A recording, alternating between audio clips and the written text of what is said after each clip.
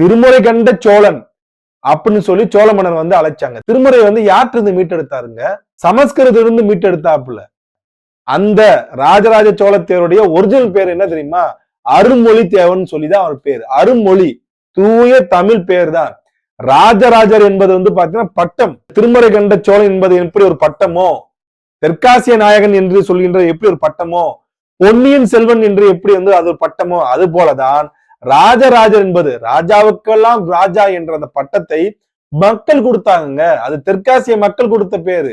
தமிழ்நாட்டுல வந்து ராஜான்னா புரியும், ஆந்திராவில ராஜான்னா புரியும், கர்நாடகாவிலேயே ராஜான்னா என்னன்னு புரியும், மகாராஷ்டிரா ரெட்டைப்பாடியதுன்னு சொல்லுவாங்க அவங்கள.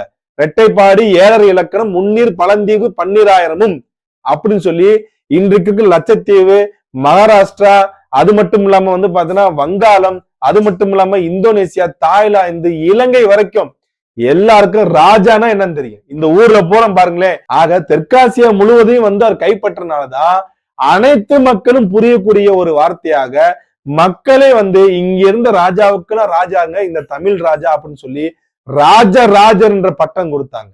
அதை வந்து ஒரு கேவலப்படுத்துறாருன்னா அப்ப இவருடைய வந்து எண்ண ஓட்டங்கள் எவ்வளவு சிறுமைப்பட்டு இருக்கு பாருங்களேன்.